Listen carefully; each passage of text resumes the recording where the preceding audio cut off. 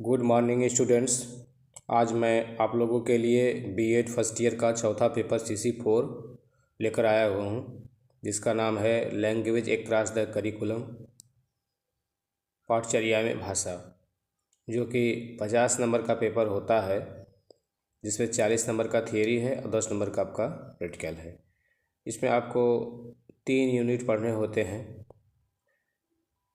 आइए first unit से हम शुरू करते हैं। फर्स्ट यूनिट आपका है अधिगमकर्ता एवं उनकी भाषा। इसमें हम पढ़ने वाले का, सीखने वाले का भाषा के बारे में अध्ययन करेंगे। आइए शुरू करते हैं।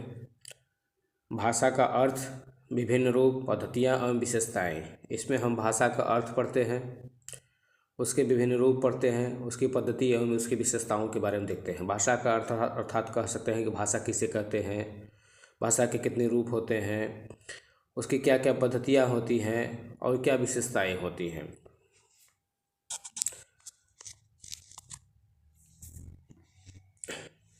सेकेंड पॉइंट है दूसरा आपका, विद्यालय में प्रवेश से पूर्व अध्येता की भाषा एक पूंजी के रूप में।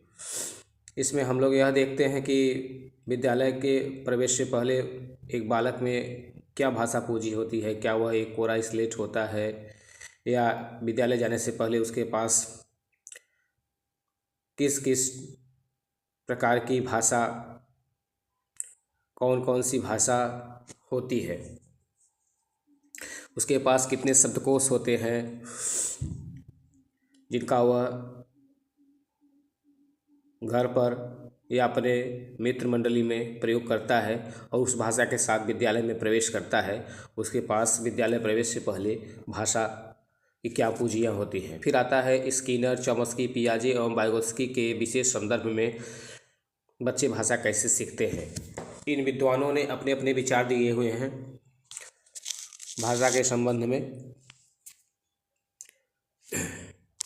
जैसे स्किनर ने कहा कि वो पुनर्बलन और अनुकरण के अनुसार वह भाषा को सीखता है। एक बालक अपने परिवेश से जो अनुकरण करता है, जो देखता है, वही सीखता है। चॉम्स्की ने बताया कि वह एक व्याकरण के माध्यम से सीखता है, जो उसके स्मृति में पहले से विद्यमान होता है। वह भाषा का व्याकरण संबंधी सिद्धांत उन्होंने दिया है। पियाजे है, और पियाजे ने बताया कि अपने उम्र के हिसाब से वह सीखता है। और वाइगोत्स्की ने बताया कि भाषा एक सामाजिक सांस्कृतिक विरासत के रूप में प्राप्त होती है। बालक जिस समाज में रहता है, जिस संस्कृति में रहता है, उसी के अनुरूप भाषा का व्यवहार करता है। तो इस प्रकार से चारों विद्वानों ने अपने अपने विचार दिए हैं, जिसको कि हम सीखते हैं, पढ़ते हैं। नेक्स्ट है अर्जित भाषा और सीखी भाषा में अंतर। अगला पॉइंट होता है कि अर्जित भाषा क्या होती है और सीखी हुई भाषा क्या होती है। जो हमें विरासत में प्राप्त होती है, जो हमें अपने परिवार से अनुकरण के माध्यम से प्राप्त होती है, समाज से अनुकरण के माध्यम से प्राप्त होती है, वह अर्जित भाषा होती है।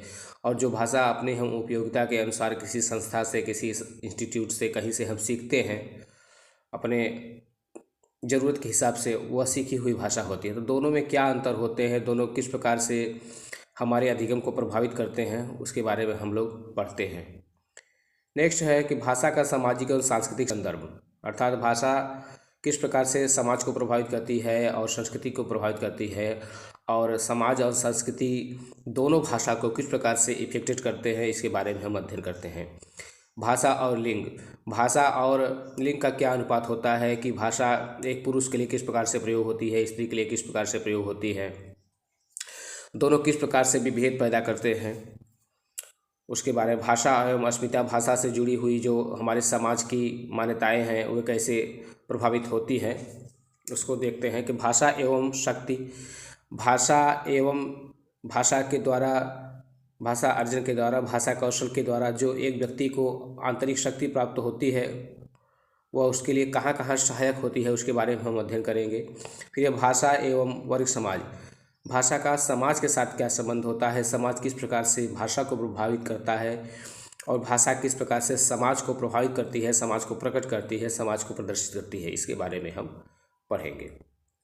फिर है भाषा का राजनीतिक संदर्भ, बिहार और भारत हेतु बहुभाषी संदर्भ, भाषा से संबंधित, भाषा में संवैधानिक प्रावधान। इसमें हम देखते हैं कि भाषा का राजनीतिक संदर्भ क्या है। अभी तक भाषा के क्षेत्र में भाषा को विकसित करने के लिए राजनीतिक स्तर पर किस प्रकार से कार्य किया गया है, किस प्रकार से उसको विकसित करने के लिए प्रोत्साहन दिए गए हैं, समय समय पर समिति संस्थाओं का स्थापना किया गया है, उन सब को बारे में देखते हैं। और भाषा को संवैधानिक स्तर पर कहाँ कहाँ प्रभावित किया गया है उसको हम पढ़ते हैं। फिर है भारत और बिहार और भारत हेतु बहुभाषी संदर्भ। बिहार में और भारत में बहुभाषिता का क्या मतलब है, अर्थात दो या दो से अधिक भाषाओं का ज्ञान जो होता है, जो उसके स्किल्स होते हैं, वो किस प्रकार से बिहार को प्रभावित करते हैं और साथ ही साथ पूरे भारत को प्रभावित करते हैं, उनकी उपयोगिता किस प्रकार से है, वो एक संसाधन है या एक समस्या है। बहुभाषिता एक संसाधन है या एक समस्या है, इसके बारे में हम इसमें अध्ययन करते हैं इस पॉइंट में। फिर भाषा से संबंधित भारत में संवैधानिक प्रावधान। ये बहुत इंपॉर्टेंट टॉपिक है, बहुत बार एग्जाम में पूछा है और कॉम्पिटिटिव एग्जामों में भी यहाँ से क्वेश्चन बनता है। तो कह सकते हैं कि भाषा से संबंधित भारत में संवैधानिक विकास, जो 8वीं अनुसूची में वर्तमान में 22 भाषाओं का प्रावधान है, उन को कैसे कब कब शामिल किया गया है। पहले 14 था शुरू में, और बाद में कौन कौन से संशोधन होते होते वर्तमान में 22 भाषाओं का स्थान है। ऐसा क्यों किया गया, कब कब किया गया, ये हम इसमें अध्ययन करते हैं। नेक्स्ट है यूनिट 2 आपका विद्यालयी परिचर्चा में भाषा। तो विद्यालयी पाठचर्या में भाषा, अब ये देखा जाता है कि विद्यालय की जो पाठचर्या है, जो करिकुलम है, उसमें भाषा किस प्रकार से सहायक होती है, उसके बारे में अध्ययन हम करते हैं। पहला पॉइंट है घरेलू एवं स्कूली भाषा। समझने का माध्यम बच्चों की अपनी भाषा। घरेलू भाषा क्या होती है, स्कूली भाषा क्या होती है, दोनों भाषाओं में तालमेल कैसे होता है, दोनों भाषाएं अधिगम करने में एक बच्चे के लिए किस प्रकार से सहायक होती है, समझने के लिए किस प्रकार से सहायक होती है, उसको हम देखते हैं। जैसे घरेलू भाषा हमारी एक कह सकते हैं कि हमारे परिवेश में हम भोजपुरी मैथिली जो भी बोलते हैं वो होती है। और स्कूली भाषा में आमतौर पर हम लोग देखते हैं कि खड़ी हिंदी का इस्तेमाल होता है, या अंग्रेजी भाषा है, या संस्कृत भाषा है, या उर्दू भाषा है। तो हमारी घरेलू भाषा उन भाषाओं से किस प्रकार से मिलती है, किस प्रकार को प्रभावित करती है, और समझने के लिए घरेलू भाषा या स्कूली भाषा कौन सी भाषा कब अच्छी होती है, इसके बारे में हम अध्ययन करेंगे। नेक्स्ट है सीखने में भाषा का केंद्रीकरण। तो कोई भी तथ्य सीखने में भाषा किस प्रकार से भूमिका निभाती है, कि भाषा का ज्ञान बच्चे को किस प्रकार से प्रभावित करता है। अर्थात कह सकते हैं कि जिस भाषा का ज्ञान बालक को होता है, अगर उसी भाषा में कोई तथ्य उसको सिखलाया जाता है, उसको बताया जाता है, तो वो आसानी से सीखता है। और यदि उसकी भाषा से अलग भाषा में अगर कोई चीज़ उसको सिखाया जाता है जो उसके समझ में से परे हो या कम समझ में आए, तो कह सकते हैं कि बालक अच्छे से उसको अधिगम नहीं कर सकता है। तो इसके बारे में हम इस पॉइंट पे पढ़ेंगे। फिर समग्र पाठचर्या में भाषा। पाठचर्या में भाषा के महत्व की भूमिका, अर्थात कह सकते हैं कि जो संपूर्ण करिकुलम बना हुआ है, एक सिलेबस बना हुआ है, उसमें भाषा की क्या भूमिका होती है, उसको पूर्ण करने में भाषा किस प्रकार से सहायक होती है, और उसकी महत्वपूर्ण भूमिका कहाँ कहाँ प्रभावित होती है। सिर्फ आप कह सकते हैं सिलेबस नहीं, बल्कि संपूर्ण जो एक्टिविटी होती है उसके साथ में जो करिकुलम बनाया जाता है, जिसमें बालक के सभी बच्चों का विकास किया जाता है, तो उसमें भाषा किस प्रकार से सहायक होती है, इसके बारे में हम इसमें पढ़ते हैं। नेक्स्ट है भाषा एवं ज्ञान की रचना। भाषा सीखने के उद्देश्य की समझ, कल्पना, सृजनात्मकता, संवेदनशीलता, कौशल विकास, इन सब तत्वों में भाषा क्या करती है। भाषा एवं ज्ञान की रचना, भाषा क्या होती है और भाषा के माध्यम से एक व्यक्ति कौन कौन से स्किल, कौन कौन से ज्ञान को प्राप्त करता है, कौन सी ज्ञान, कौन सी कौशल की रचना वो करता है, और भाषा किस प्रकार सहायक होती है, इसके बारे में पढ़ेंगे। भाषा सीखने के उद्देश्य की समझ, और भाषा सीखने का मूल उद्देश्य क्या होता है, उससे जो व्यक्ति में समझ विकसित होती है, उससे वो क्या क्या कर सकता है। वह कल्पना करता है, कल्पना करके नवीन रचनाएं करता है, सृजन करता है, और उसमें एक संवेदनशीलता भी आती है। भाषा के समझ के द्वारा वह लोगों के विचार भावनाओं को समझता है। जब तक उसमें समझ विकसित होती है तो वह लोगों के विचार भावनाओं को, समाज की ज़रूरतों को समझता है। ये सब सारी चीज़ें इसमें हम पढ़ेंगे। स्कूली विषय की भाषा सीखने एवं संप्रेषण के रूप में भाषा का अंतर। और हम देखते हैं कि घरेलू भाषा के अलावा स्कूल के कुछ विषय होते हैं जिसकी अपनी भाषा होती है। जैसे हम घर में तो अपना हिंदी या भोजपुरी बोलते हैं, पर स्कूल में हम जाते हैं तो हमको संस्कृत पढ़ना होता है, अंग्रेजी पढ़ना होता है, उर्दू पढ़ना होता है। जैसे जहाँ के परिवेश हो, तमिल, तेलुगु, कन्नड़, मलयालम जो भी होता है उसको हम पढ़ते हैं। तो उसकी क्या भूमिका होती है, उसकी क्या ज़रूरत होती है हमारे जीवन में, एक छात्र के जीवन में, उसके बारे में पढ़ते हैं। फिर सीखने और संप्रेषण के रूप में भाषा में अंतर। सीखने में भाषा किस प्रकार से सीखते हैं और बोलते समय किस प्रकार की भाषा का प्रयोग करते हैं, दोनों में क्या अंतर होता है, इसके बारे में भी हम पढ़ेंगे। फिर है अनुदेशन के माध्यम का समीक्षात्मक अवलोकन, या कह सकते हैं समालोचना। स्कूल के विभिन्न पंजीकृत विषय, तो जो इंस्ट्रक्शन होते हैं, अनुदेशन होते हैं, उनका समीक्षात्मक आलोचना भी यहाँ की जाती है, समीक्षा की जाती है। स्कूल के विभिन्न पंजीकृत विषय, स्कूल में कौन कौन से विषय पंजीकृत होते हैं और उनका भाषा के साथ क्या संबंध होता है, उनको छात्रों को किस प्रकार से पढ़ाया जाना चाहिए, उनका छात्रों के जीवन में किस प्रकार से उपयोग है, इसके बारे में पढ़ेंगे हम। फिर है बहुभाषी वर्ग कक्ष, बहुसांस्कृतिक जागरूकता एवं भाषा शिक्षण। तो इसमें हम देखते हैं कि बहुभाषी एक वर्ग कक्ष होता है, क्लास होती है, तो उसमें किस प्रकार से एक शिक्षक समायोजन करता है, उस क्लास का शिक्षण कार्य कैसे कैसे होता है, क्या क्या सावधानियां होती हैं। बहुभाषी कक्षा है तो एक साधन है, संसाधन होता है वह कई भाषाओं को सीखने का, या एक समस्या होती है शिक्षण कार्य के लिए, तो इसको हम देखेंगे।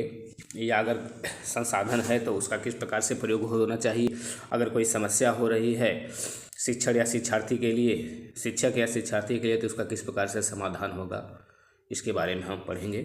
फिर बहुसांस्कृतिक जागरूकता एवं भाषा शिक्षण, तो कह सकते हैं कि भाषा के शिक्षण के द्वारा जो बहुत प्रकार की संस्कृति, कल्चर्स हमारे यहाँ दिखाई देती हैं, उनमें किस प्रकार से समायोजन किया जाएगा, किस प्रकार से एक दूसरे का सम्मान किया जाएगा, इस पर भाषा किस प्रकार से सहायक होती है, इसके बारे में हम अध्ययन करेंगे। नेक्स्ट आपका 3rd यूनिट है, लास्ट वाला। तो इसमें हम देखते हैं जो ऊपर हमने पढ़ा कि भाषा का राजनीतिकरण या संविधान में स्थान, तो समय समय पर जो भाषा को लेकर के संवैधानिक प्रावधान किए गए हैं, नीतियां बनाई गई हैं, उनके बारे में। शिक्षा की नीतियां एवं संवैधानिक प्रावधान, जब समय समय पर जो नीतियां बनाई गई उनमें भाषा को लेकर के क्या प्रावधान किए गए, इसके बारे में हम पढ़ेंगे। पहला पॉइंट रहता है भारत में भाषा की स्थिति, अनुच्छेद 343, 351, 350 ए। इसमें हम लोग देखते हैं कि भारत में भाषा की स्थिति क्या है, भाषा को लेकर के क्या कार्य किए जा रहे हैं, भाषा किस प्रकार से किस किस अनुच्छेद में समाहित की गई है। 343, 351, 350 हिंदी को लेकर के है, सहभाषा राजभाषा के रूप में हिंदी है, ठीक है। तो अनुच्छेद 343 में हम देखते हैं कि भाषा को, हिंदी को समाहित किया गया, और 26 नवंबर 1949 को उसी प्रकार से भाषा को संविधान में शामिल भी किया गया था, हिंदी को राजभाषा और अंग्रेजी को सह राजभाषा के रूप में। तो ये सब सारे वर्णन हम इस टॉपिक में करेंगे। नेक्स्ट है कोठारी कमीशन की अनुशंसा 1964 से 68 वाला जो है NAP का, तो और NAP 1986 को भी हम देखेंगे और 1992 को भी देखेंगे। तो भाषा को लेकर के इन लोगों ने क्या अनुशंसा की थी, क्या समिति और सिफारिश की थी गवर्नमेंट से, भाषा के विकास को लेकर के, उसकी उपयोगिता को लेकर के हम इसमें पढ़ेंगे। नेक्स्ट है राष्ट्रीय पाठ्यक्रम रूपरेखा 2005, तो इसको NCF 2005 हम कहते हैं। और इसमें भाषा शिक्षा को लेकर के क्या क्या प्रावधान दिए गए हैं इसके बारे में हम पढ़ेंगे। काफ़ी इंपॉर्टेंट है। NCF 2005 लगभग हर साल एग्ज़ाम में आपके पूछता है, इसके साथ साथ आपके CTET में भी यहाँ से क्वेश्चन बनते हैं। तो ये रहा आपका चौथा यूनिट। नेक्स्ट क्लास में हम आपका चौथा पेपर ख़त्म हुआ, नेक्स्ट क्लास में आपका 5वां पेपर लेकर के हम आएंगे। जैसे ही सिलेबस ख़त्म होगा वैसे हम आपको क्लास स्टार्ट कर देंगे। आपको अगर ये चैनल पसंद आया है तो आप चैनल को सब्सक्राइब भी कीजिए और शेयर भी कीजिए ताकि दूसरे लोग भी इसका लाभ ले सकें। धन्यवाद।